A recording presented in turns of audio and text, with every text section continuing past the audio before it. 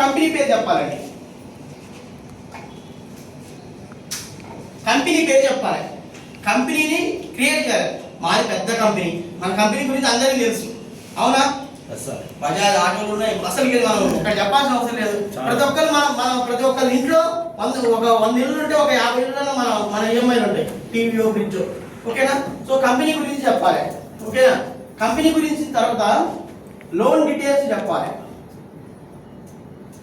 Loan details చెప్పాలి. Loan details చెప్పిన తర్వాత ఆమె ఎంత తీసుకుంటుందో ఇక్కడ వస్తుంది మనకి. లోన్ డీటెయిల్స్ ఏమొస్తాయి? లోన్ అమౌంట్ వస్తుంది, అవునా? లోన్ అమౌంట్ వస్తుంది, లోన్ టెన్యూర్ వస్తుంది, ఈఎంఐ వస్తుంది. ఓకేనా? సెంట్రల్ మీటింగ్ ఎప్పుడు కట్టాలో వస్తుంది, మీటింగ్ డేట్ వస్తుంది. సో కంపెనీ గురించి చెప్పేటప్పుడు 1-2 సార్లు చెప్పాలి. అక్కడ ఉన్న కస్టమర్లతో కంపెనీ పేరు ఏం పేరమ్మా అని వాళ్ళతో కూడా చెప్పియాలి. ఓకేనా? ఎందుకంటే డిస్బర్స్మెంట్ కి బ్రాంచ్కి వచ్చినప్పుడు చెప్పట్లేదు, నువ్వు ఎందులో లోన్ తీసుకున్నావు అంటే మాదే సార్ ఎస్బీఐ బ్యాంక్, లేకపోతే అదేదో ఉంటుంది కదా సార్ మా ఊరు పక్కన ఉంది కెనరా బ్యాంక్, అట్లా చెప్పిన కస్టమర్స్ కూడా ఉన్నారు. మనం లోన్ ఇస్తున్నాం, ఆ అకౌంట్లు వేస్తున్నాం, కానీ లోన్ ఇచ్చేది ఎవరమ్మా అంటే వాళ్ళు ఇంకా ఆ బ్యాంక్ పేరే చెప్తున్నారు. ఎందుకు ఆ బ్యాంక్ పేరు చెప్తున్నారు అంటే మనం చెప్పట్లేదు, మనం కరెక్ట్ చెప్పట్లేదు. ఆ బ్యాంక్ లో డబ్బులు పడుతున్నాయి, ఓకే, కానీ మనం చెప్పాలి కదా. నువ్వు ఒక ఐడి కార్డు వేసుకొని పోతున్నావు, ఒక 2 రోజులు నువ్వు రోజు పోతున్నావు, మీ బియ్యం సార్ ఒక రోజు పోతుండు, ఆయన కదా గుర్తుండట్లే. గుర్తుండాలి అంటే మనం గుర్తుండేటట్టు చెప్పాలి. ఓకేనా? సో ఖచ్చితంగా కంపెనీ పేరు చెప్పాలి. Loan details. So loan details లా నీకు లోన్ ఇంత అమౌంట్ వచ్చిందమ్మా, ఇన్ని నెలలు కట్టాలి, ఇంత కట్టాలి, ఈ రోజు కట్టాలి. ఓకేనా? ఫస్ట్ సోమవారం, మొదటి సోమవారం, 1వ తారీఖు సోమవారం వచ్చినా కానీ కట్టాలి. ఫస్ట్ వెళ్ళినాక సోమవారం కాదు, ఫస్ట్ వెళ్ళినాక మంగళవారం కాదు. చాలా మంది కన్ఫ్యూజ్ అవుతారు. ఫస్ట్ సోమవారం, నెలలో నువ్వు పెట్టుకున్న సోమవారం ఎప్పుడు వస్తే అప్పుడే కట్టాలి. ఓకేనా? So meeting date. ఓకేనా? తర్వాత చెప్పాల్సింది సెంటర్ మీటింగ్. అమ్మా మీరు డబ్బులు కట్టే మీటింగ్ ని సెంటర్ మీటింగ్ అంటారు. అది మీ కస్టమర్లో మీ ఊర్లో ఒక అంటే ఎవరైతే లోన్ తీసుకుంటారో ఫస్ట్ అందులో ఒక సభ్యురాలు పెడతాము, ఆమె సెంటర్ లీడర్ అంటాం. ఇంకెవరికైనా లోన్ కావాలన్నా కానీ మీ గ్రూప్ వాళ్ళు మీకు చెప్తే ఆమెకేం చెప్పండి, లేకపోతే డైరెక్ట్ మాకైనా ఫోన్ చేయండి, మేము వచ్చి లోన్ చేస్తాం. ఆ సెంటర్ మీటింగ్లో మీకు ఏమైనా ప్రాబ్లమ్స్ ఉన్నా, ఓకేనా, ఇంకెవరికైనా లోన్ కావాలన్నా మీకు ఏమైనా ప్రాబ్లమ్స్ ఉన్నా, లేకపోతే మీరు ఏదే ఊరు వెళ్తున్నారో లోన్ క్లోజ్ చేసుకోవాలనుకుంటారు, అవన్నీ కూడా ఆ సెంటర్ మీటింగ్లో చెప్తే మేము దానికి తగ్గట్టు పరిష్కారాలు చెప్తామమ్మా అని చెప్పి సెంటర్ మీటింగ్ 7:30 పెడుతున్నామా, 8:30 పెడుతున్నామా, మీకు ఒక టైంకి పెడుతున్నామా, ఆ టైంకి ఖచ్చితంగా మేము వస్తాము. మీరు వచ్చి ఒక సాబ్ వేసుకొని అక్కడ కూర్చుంటే నేను వచ్చి ఆ సెంటర్ మీటింగ్ ప్రాసెస్ ఉంటుంది, మీరు అందరూ రావాలి, నాకు డబ్బులు కట్టాలి, రసీదులు తీసుకోవాలి. రసీదులు ఉన్నాయి మనకి లేవుగా, రసీదులు లేనప్పుడు ఓకే. సో మీరు అందరూ వచ్చి డబ్బులు కట్టి అక్కడ బుక్ ఉంటుందమ్మా, ఆ బుక్ లో మీరు అందరూ సంతకాలు పెడితే మీకు నెక్స్ట్ ఇయర్ 50,000 తీసుకుంటే మీకు నెక్స్ట్ ₹1,00,000 లోన్ వస్తుంది. ఓకేనా? ఊరికే వచ్చి పోమంటే ఎవరు పోరు. సెంటర్ మీటింగ్ కి వచ్చి మీరు మంచిగా అటెండ్ అయితే అటెండెన్స్ పర్సెంటేజ్ 80 దాకా ఉంటే అంటే 24 నెలలు, ఒక నెల 2 నెలలు మనమే చెప్పాలి వాళ్ళు అడగ ముందుకే. 24 నెలల్లో ఒక నెల నీకు ఇబ్బంది కావచ్చు, నీకు జ్వరం రావచ్చు, లేకపోతే మీ పాప డెలివరీకి పోవచ్చు, లేకపోతే ఇంకేదైనా కావచ్చు, ఏదైనా ఒక ప్రాబ్లం ఉంటే ఎమర్జెన్సీ ఉంటే రాకుండా ఏం కాదమ్మా. కాకపోతే ఆ నెల డబ్బులు కట్టాలి, కానీ మీ లీడర్కి ఇచ్చో లేకపోతే మీరు వచ్చినాక లేకపోతే మీ ఆయన ఇంకెవరైనా ఉంటే వాళ్ళ ద్వారా డబ్బులు కట్టాలి. కానీ 1-2 మీటింగ్లకి ఒకవేళ అత్యవసర పరిస్థితులు అయితే అమ్మ రావద్దనే కానీ ఇంటికాడ ఉంటే రాకుండా ఉండొద్దమ్మా. అత్యవసర పరిస్థితులు ఏమైనా ఉంటే రాకపోయినా ఏం కాదమ్మా అని మనమే ముందు చెప్పినాం అనుకో, వాళ్ళు అడుగుతారా మనల్ని, అడిగారు కదా. సో ప్రతిదీ మనం క్వశ్చన్ చేసే అవకాశం వాళ్ళకి ఇవ్వద్దు అంటే మనం ఏం చేయాలి, క్లారిటీగా వాళ్ళకి చెప్పాలి, అవునా? సో ఆ క్లారిటీ మనం చెప్పాలి, కానీ మనమే చెప్పాలి. సార్ నాకు నేను మీరే చేశారు కదా యాక్టివిటీ, నేను పలానా ఊరు పోతున్నాను సార్, నాకు అర్జెంట్ పెళ్ళి ఉంది సార్, పో అది మనమే ముందు చెప్పినాం, అడగదు కదా. సో క్లారిటీగా సెంటర్ మీటింగ్ యొక్క ఉద్దేశం చెప్పాలి. సో సెంటర్ మీటింగ్ అంటే డబ్బులు కట్టించుకోవడం ఒకటే కాదు, ఓకేనా? డబ్బులు కట్టించుకోవడం ఒక్కటే కాదు, ఆ సెంటర్కు సంబంధించిన ప్రతి ఒక్క విషయాన్ని డిస్కషన్ చేయాల్సింది సెంటర్ మీటింగ్లో, ఓకేనా? సో సెంటర్ మీటింగ్లో ప్రాసెస్ చెప్పుకోవాలి, ప్లెడ్జ్ చెప్పుకోవాలి, సో డబ్బులు కట్టించుకోవాలి, మన సంతకాలు. ఎందుకమ్మా సెంటర్ మీటింగ్ ఎందుకు రావాలి సార్ అంటే, అమ్మాయి వాళ్ళకి 50,000 వచ్చినాయి కదా, నువ్వు కరెక్ట్గా సెంటర్ మీటింగ్కి వచ్చి డబ్బులు కడితే నీకు నెక్స్ట్ ₹1,00,000 వస్తాయి, 60,000 వస్తాయి, తెలియదమ్మా. నువ్వు వచ్చేదాన్ని బట్టి ఉంటుంది. ఒక సగం రోజులో వచ్చి సగం రోజులు 50,000 నీకు నెక్స్ట్ లోనే రాదు. నాట్ ఓన్లీ ఈ లోనే కాదు, నువ్వు బజాజ్ ఈఎంఐ ఎక్కడ లోన్ తీసుకున్నా కానీ రాదమ్మా. సో అందుకనే సెంట్రల్ మీటింగ్కి రావాలి, అందుకే మేము ముందే క్లియర్గా చెప్తున్నాం అని చెప్పాలి. ఇంకా ఆ రోజు ఏమైనా సమస్యలు ఉంటే ఆ రోజు డిస్కషన్ చేసుకోవాలి, అదే సెంట్రల్ మీటింగ్. సో కంపెనీ గురించి చెప్పాలి, లోన్ డీటెయిల్స్లో లోన్ అమౌంట్, టెన్యూర్, ఎన్ని ఏళ్ళు కట్టాలి, ఎంత కట్టాలి, ఏ రోజు కట్టాలి, ఇవి చెప్పుకోవాలి, సెంట్రల్ మీటింగ్ చెప్పుకోవాలి. తర్వాత డిడక్షన్స్, ఇది చాలా ఇంపార్టెంట్, ఇది చాలా ఇంపార్టెంట్. ఎందుకంటే అమ్మ నాన్న వచ్చి లోన్ తీసుకుంటారు కానీ ఇంటికాడ హీరో ఉంటాడు. ఏం పే చేసి చాలా ఉంటారు, ఎందుకంటే 2000 కట్ చేసుకుని మరి లోన్ ఇచ్చింది ఏముంది అడుగుతారు. సో మనం ఇక్కడ డిడక్షన్ గురించి క్లియర్గా చెబితే అతను క్వశ్చన్ చేయడు. మనం ఒక అర్థమయ్యేటట్టు చెప్తే వాళ్ళ పిల్లలకి వాళ్ళు అర్థమయ్యేటట్టు చెప్పుకుంటారు. వాళ్ళు తప్పేలేదు. ఈవెన్ నేను మా అమ్మగారు లోన్ తీసుకుని నేను అడగరా, నువ్వు 50,000 ఇచ్చి 2,000 కట్ చేస్తున్నాడు ఎవరు కొంటారు? కానీ దానికి వివరణగా మనం చెబితే, వాళ్ళ పేరెంట్స్కి చెప్తే, వాళ్ళ పిల్లలకి చెప్తే కామ్ అవుతుంది. అంటే తెలవాలి కదా ఫస్ట్. ఎవరైనా ఒక మనిషిని చూసి ఏదో అనుకుంటారు, ఆ వ్యక్తితో మాట్లాడితే కదా మంచి చెడు తెలిసేది. సో కాబట్టి డిడక్షన్ గురించి క్లియర్గా చెప్పాలి. చాలా మంది బల్క్గా చెప్తారు, నువ్వు 50,000 తీసుకుంటున్నావు నీకు 18,000 కట్ అయితే, నువ్వు 54,000 తీసుకుంటున్నావు నీకు 19,000 కట్ అయితే. అది కాదు, ఆడ ప్రాసెస్ చెప్పాలి. ప్రాసెసింగ్ ఫీజు, ఇన్సూరెన్స్ క్లియర్గా చెప్పండి. Processing fee, insurance. అమ్మా నువ్వు 50,000 తీసుకుంటే నీకు ప్రాసెసింగ్ ఫీజు కింద ఇంత కట్ అయింది. సరే డిపెండ్ ఆన్ లోన్ అమౌంట్ బట్టి కదా, ఓకేనా? సో ఇంత కట్ అయింది. ఈ ప్రాసెసింగ్ ఫీజు అంటే ఏంటంటే అమ్మా మీకు లోన్ చేయడానికి అయ్యే ప్రాసెస్, ఇక లోన్ చేయడానికి అయ్యే ఖర్చు అనుకోండి. మళ్ళీ ఇంత మించి మీకు ఎటువంటి ఒకళ్ళు మిమ్మల్ని రూపాయి అడగరు, మీరు ఒక ఎవరికి కూడా ఎటువంటి డబ్బులు ఇచ్చేది లేదని ఇక్కడే కవర్ చేయొచ్చు, ఓకేనా? సో బజాజ్ వాళ్ళు మీ ఎవరైనా కూడా మిమ్మల్ని డబ్బులు అడగరు. ఒకవేళ మీకు ఎవరన్నా మా పేరు చెప్పి డబ్బులు అడిగితే ఎవరికి ఎటువంటి రూపాయి ఇవ్వద్దు. మీరు ఎవరికి 1 రూపాయి ఇచ్చినా కానీ ఆ 1 రూపాయికి కూడా 24 నెలలు వడ్డీ కట్టాలి. కాబట్టి ఎవరు కూడా ఎటువంటి, అంటే మీకు లోన్ బజాజ్లో లోన్ తీసుకోవడానికి మీకు ఎటువంటి కమిషన్ ఇవ్వాల్సిన అవసరం లేదు. ఇది ఇక్కడ క్లియర్ గా చెప్పొచ్చు, ఎందుకంటే రింగ్ లీడర్ చాలా మంది ఎఫెక్ట్ ఉంటారు, ఓకేనా? సో ప్రాసెసింగ్ బిల్ క్లియర్ చెప్పండి. తర్వాత ఇన్సూరెన్స్ కూడా క్లియర్ చెప్పండి. ఇన్సూరెన్స్ కొంతమంది సార్ మాకు ఇన్సూరెన్స్ లేకుండా ఏంటి సార్ అని చెప్తారు. అవునా కదా? సార్ మాకు ఇన్సూరెన్స్ వద్దు 10 నెలలు అంటే సార్ నాకు ఒక నెల ఇంత సరుకులు వస్తాయి, నాకు ఇన్సూరెన్స్ వద్దు సార్ అంటారు. అప్పుడు మనం వాళ్ళకి కన్విన్స్ చేయాలి, అమ్మా ఇన్సూరెన్స్ లేకుండా లోన్ ఇయ్యం. ఎందుకు ఇన్సూరెన్స్ అంటే రోజులు బాగలే, ఎప్పుడు ఏం జరిగిద్దో ఎవరికి తెలియదమ్మా. జరగరాంది ఏమన్నా జరిగితే ఉన్న వాళ్ళకు ఇబ్బంది అవుతుంది, ఓకేనా? సార్ జరిగిన దాన్ని అయితే మనం పునరుద్ధరించలేము, అంటే తిరిగి తీసుకురాలేము. కానీ ఉన్న వాళ్ళకి ఇబ్బంది కలగకుండానే ఇన్సూరెన్స్ అమ్మా. ఇన్సూరెన్స్ అంటే నీకేదో 5 లక్షలు 6 లక్షలు ఇన్సూరెన్స్ కాదు, నువ్వు తీసుకునే లోన్కి, ఓకేనా? నువ్వు కాకపోతే మీరు, ఓకేనా? మనం మ్యాక్సిమం అమ్మ అంటాం కాబట్టి ఇబ్బంది ఉండదు, ఓకేనా? సో మీరు తీసుకునే లోన్కి అమ్మ ఇన్సూరెన్స్. ఒకవేళ జరగరాంది ఏమో జరిగితే నువ్వు డబ్బులు కట్టాల్సిన అవసరం లేదు. అప్పుడు ఉన్న వాళ్ళకి ఇబ్బంది పడకుండా ఉంటుందమ్మా. దానికి మాత్రమే ఇన్సూరెన్స్ తప్ప ఎక్కువే కాదు. ఎంత కట్ చేస్తున్నామో మనిషికి ఒక 500 కట్ చేస్తున్నాం, ఇద్దరు పుత్ర 1000 రూపాయలే కమ్మా. నీకు 1000 రూపాయలే ఇబ్బంది అవుతుందా? ఒక జరగరాంది ఏమో జరిగితే మన డబ్బులు కట్టుకుంటూ పోవాలి కదా, అంత ఇబ్బంది ఎందుకమ్మా అని వాళ్ళకి క్లియర్గా అర్థమయ్యేటట్టు చెప్పాలి. ఎంత కట్ అవుతుందో చెప్పాలి.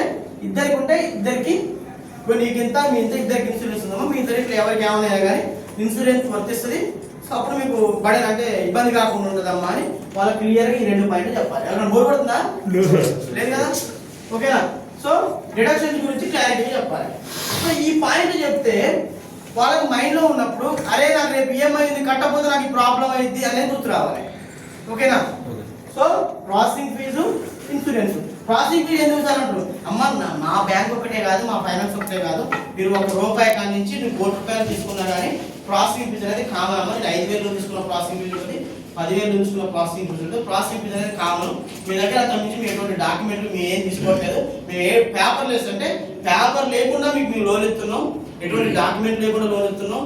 సో మాకు ఎటువంటి పేపర్ ఖర్చులు ఆ ఖర్చులు ఈ ఖర్చులు కూడా ఏమి ఉండవు. జస్ట్ లాగిన్ చేస్తున్నాం కాబట్టి ఈ ఆన్లైన్ అప్లికేషన్స్ వాళ్ళకి అర్థమయ్యేటట్టు. ఇప్పుడు మీకు యాప్లో ఏరుముద్ర వేస్తున్నామా, ఆన్లైన్ అప్లికేషన్స్ ఉన్నాయి. ఇప్పుడు పోయి ఏరుముద్ర ఆధార్ కార్డు అయితే 7 రూపాయలు తీసుకుంటాడు, 100 తీసుకుంటాడు, 200 తీసుకుంటాడు మీ సేవాడు, మేము తీసుకుంటున్నాం అమ్మా. సో ఇవన్నీ ఖర్చు అమ్మ, దానికి ఆ అప్లికేషన్ తయారు చేయడానికో లేకపోతే ఏరుముద్ర వేయడానికో అటన్నిటికి ఖర్చు ఉంటుంది అని వాళ్ళకి అర్థమయ్యేటట్టు చెప్తే అట్టనా అనుకుంటారు, ఓకేనా? డిడక్షన్ ఇన్సూరెన్స్ గురించి. ఇన్సూరెన్స్ ఇద్దరు కూడా ఇన్సూరెన్స్ ఆవశ్యకత ఏంది, దాని యొక్క ఉపయోగాలు ఏంటని క్లియర్ చెప్పాలి. ఓకేనా? So company, loan details, centre meeting, deductions. తర్వాత మెయిన్ మన ఎజెండా గ్రూప్ రెస్పాన్సిబిలిటీ. ఓకేనా? గ్రూప్ రెస్పాన్సిబిలిటీ ఇది ఇంపార్టెంట్. ఈ 4 పాయింట్లు వర్తించాలనగా నేడే కొంతమంది గొడవ పెట్టుకొని ఆ మెంబర్ నుంచి కలెక్షన్ తీసుకొచ్చే రోజులు కూడా ఉన్నాయి. ఓకేనా? ఎందుకు మనం ఇది పర్ఫెక్ట్ గా ఇంప్లిమెంట్ చేస్తే గ్రూప్ రెస్పాన్సిబిలిటీ వాళ్ళకి అర్థమయ్యేటట్టు క్లియర్ గా, అమ్మ మేము ఇచ్చేది గ్రూప్ లోన్. ఓకేనా? మేము ఇచ్చేది గ్రూప్ లోన్. నీకు ఒక్కళ్ళకి ఇవ్వట్లేదమ్మా, ఎల్లమ్మ వాళ్ళ ఇంటికి వెళ్ళి ఎల్లమ్మకి ఇవ్వట్లేదు. నేను ఎల్లమ్మ వాళ్ళ ఇంటికి పోయినా కానీ ఎల్లమ్మ ఒక్కదానికే లోన్ ఇవ్వట్లేదు. పుల్లమ్మ వాళ్ళ ఇంటికి పోయినా పుల్లమ్మ ఒక్కదానికే లోన్ ఇవ్వట్లేదు. కవిత వాళ్ళ ఇంటికి పోయినా కవిత ఒక్కదానికే లోన్ ఇవ్వట్లేదు. రాజమ్మ వాళ్ళ ఇంటికి పోయినా రాజమ్మ ఒక్కదానికే లోన్ ఇవ్వట్లేదు. మీ నలుగురిని కలిపి ఇక్కడ కూర్చోబెట్టి నేను లోన్ ఇస్తున్నా. ఎందుకు ఇస్తున్నా? మీ నలుగురిని నమ్మిన, మీ నలుగురిని నేను నమ్మి మీకు లోన్ ఇస్తున్నా. మీరు ఏమైనా మాకు ఇంటి పట్టాలు ఇచ్చారా? బంగారం ఏమైనా పెట్టారా? ఏం పెట్టలే కదా. జస్ట్ మీరు నలుగురు మాకు మంచి కడతారు అనే నమ్మకంతో మీకు లోన్ ఇస్తున్నాం. ఒకవేళ ఏమైనా ఒకరికి ఎవరికైనా ఇబ్బంది అయితే మిగతా వాళ్ళతో కలేసుకొని కడతారా, వాళ్ళు కట్టిస్తారా అనే భరోసా నమ్మకంతో మేము లోన్ ఇస్తున్నాం అమ్మా. అందుకని మీ నలుగురు కలిపి లోన్ ఇస్తున్నాం కాబట్టి ఎవరైనా కట్టకపోతే మీరే బాధ్యత వహించి వాళ్ళతో కట్టియాలి అని క్లియర్గా వాళ్ళకి చెప్పాలి. ఓకేనా? సో గ్రూప్ రెస్పాన్సిబిలిటీ యొక్క ఆవశ్యకత అంటే మీ వేలో మీకు వాళ్ళకి అర్థమయ్యేటట్టు మీ వేలో మీ రీజనల్ అంటే అంత రీజనల్ తెలుగే కాబట్టి దాంట్లోనే వాళ్ళు ఉంటాయి. గట్ల చేయాలి, గిట్లా చేయాలి, యాసలు ఉంటాయి కదా, దాని ప్రకారం వాళ్ళకి అర్థమయ్యేటట్టు వివరంగా చెప్పాలి గ్రూప్ రెస్పాన్సిబిలిటీ. ఈ గ్రూప్ రెస్పాన్సిబిలిటీ చెప్పుకుంటేనే మళ్ళీ ఇక్కడ ఇంకొకసారి వాళ్ళు గుర్తు చేయాలి. ఏం గుర్తు చేయాలి? సివిల్ గుర్తు చేయాలి. మళ్ళా కట్టపోతే ఇట్లా ఇద్దామా అట్లా ఇద్దామా, రేపు మనకి మళ్ళీ లోన్ తీసుకోవాలంటే ఇబ్బంది అయితే అది ఇబ్బంది వాళ్ళ సివిల్ గుర్తు చేయాలి. ఓకేనా? సో మనం బ్రహ్మాండంగా ఈ పాయింట్ చెప్పుకుంటే, ఓకేనా, ఈ పాయింట్ తర్వాత ఇంకోటి ఏంటంటే దేని వరకు తీసుకుంటారో కూడా వాళ్ళు క్లియర్గా చెప్పాలి. ఓకేనా? దేని వరకు పర్పస్. ఓకేనా? ఎందుకంటే బ్లైండ్ గా చాలా మంది ట్రేడింగ్ అని పెడుతున్నారు. చాలా మంది సెంటర్ మేనేజర్ నాకు చెప్తున్నారు మళ్ళీ సజెషన్, అదే సార్ మాకు ట్రైనింగ్ లా ట్రేడింగే పెట్టవాలి.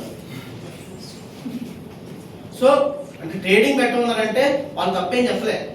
ట్రేడింగ్ లో కిరాణా షాపులు ఉంటాయి, బట్టల షాపులు ఉంటాయి, దుకాణాలు అంటే ఏ షాప్ అయినా, సర్వీసెస్ అంటే మిల్క్ షాపులు కానీ లేకపోతే ఇంకా వెల్డింగ్ షాపులు కానీ కొన్ని సర్వీస్ చేయడం ఉంటుంది, ట్రేడింగ్ ఉంటుంది, రకరకాలు ఉంటాయి. నెక్స్ట్ అగ్రికల్చర్ ఉంటాయి. మ్యాక్సిమం అందరికి పొలాలు ఉంటాయి. పొలాలు ఉన్నప్పుడు కొనుక్కుంటారు యూరియా కట్టలు, అడుగుమంది కట్టలు, వాటికి కూడా మనం లోన్ ఇవ్వచ్చు. అంటే అగ్రికల్చర్ పర్పస్ లో అగ్రికల్చర్ పనిముట్లు వరకు కూడా లోన్ ఇవ్వచ్చు, అగ్రికల్చర్ లోన్ ఇవ్వచ్చు. సో వాళ్ళ కస్టమర్లను అడిగి వాళ్ళకి అవేర్నెస్ కల్పియండి. అమ్మ నీకు దేనికి లోను, మనం అసలు ఏం అడగం, అదొకటి మెయిన్ రాలేదు. దానివల్ల ఏమైందంటే సెంట్రల్ మేనేజర్కి వార్నింగ్ లెటర్స్ ఇష్యూ అవుతాయి. ఓకేనా? సో ఇంతకు ముందు ఉన్న కంపెనీలు వేరు. ఓకేనా? ఇంతకు ముందు కంపెనీలో ఏం జరిగింది ఏందనేది మర్చిపోండి. ఇప్పుడు మన బజాజ్ కంపెనీలో ప్రాపర్గా ఉండాలి. చెప్పండి దేనికమ్మా నీకు లోన్ అని చెప్పు. ఫర్ ఎగ్జాంపుల్ మా పొలం మందులే కొనుక్కుంటాను, అగ్రికల్చర్ పెట్టండి. కిరాణా షాప్ ఉంది, కిరాణా షాప్ సరుకులు తెచ్చుకోవడానికి అనుకో, గేదెలు ఉన్నాయి, మిల్క్. సో రకరకాల వాళ్ళ ఇంట్లోనే ఉంటుంది ఏదో ఒకటి. విలేజ్ లో మ్యాక్సిమం గేదెలు ఉంటాయి, అగ్రికల్చర్ ఉంటుంది. 90% మనకు అక్కడే ఆన్సర్ దొరికింది. మనం ఏదో ట్రేడింగ్ పెడతాం, ఫోన్ చేస్తారు, వాళ్ళు ఏదో చెప్తారు, వీళ్ళు ఏదో చెప్తారు, అంతే మనకి ఏమవుతుంది కంప్లైంట్ లెటర్స్ ఇష్యూ అవుతుంది. సో కాబట్టి ప్రాపర్ గా పర్పస్ అనేది కూడా ఒకటి చెప్పండి.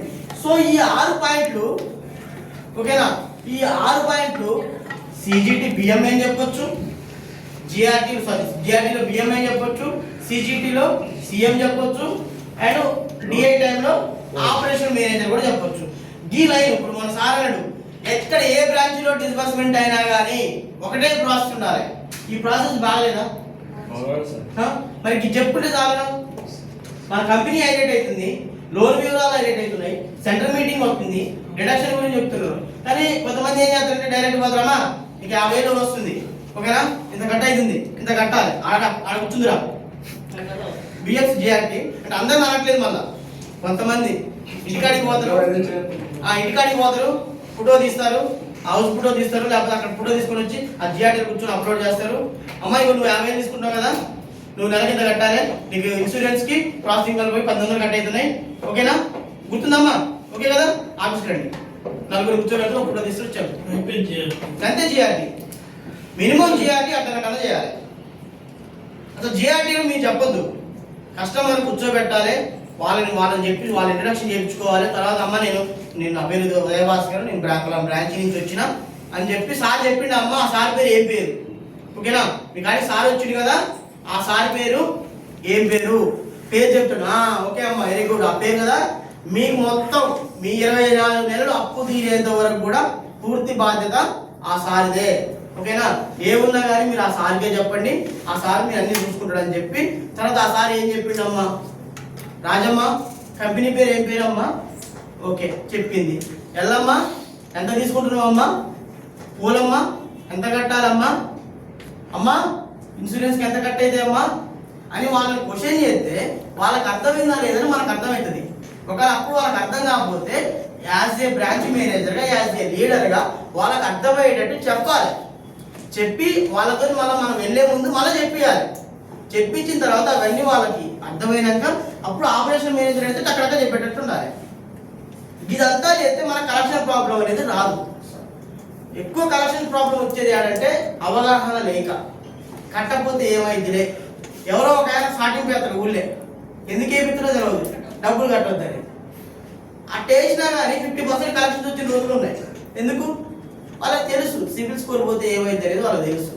కాబట్టి సో మనం పూర్తిగా ప్రతిదీ కూడా వాళ్ళకి ఎక్స్ప్లెయిన్ చేయగలిగి వాళ్ళకి అవునా ఇదా అని చెప్తే బాగుంటుంది. కానీ మనం ఏం చేస్తున్నాం, అమ్మ మన బజాజ్ కంపెనీ నీకు 50 లోన్ ఇస్తున్నా, 51,000 లోన్ ఇస్తే నెలకి 2,696 రూపాయలు కట్టాలి, మొత్తం కలిపి నీకు ఇన్సూరెన్స్ ఒక 82 రూపాయలు, మొత్తం 18,000 కట్టేది అమ్మా. రేపు సార్ వస్తాడు, ఒక బియ్యం వచ్చినాక నీకు ఇది ఆఫీస్కి రా, లోన్ అయిపోద్ది, అక్కడ సార్ ఉంటాడు, ఒక గంటలు అయిపోద్ది అమ్మా, డబ్బులు గంటలు పడతాయి, ఇంతకంటే ఎక్కువ లేదు అంటే నేను అందరూ అనట్లే, కొన్ని విషయాలు. ఓకేనా? ఇంకేమైనా డౌట్ ఉన్నాయా? మిస్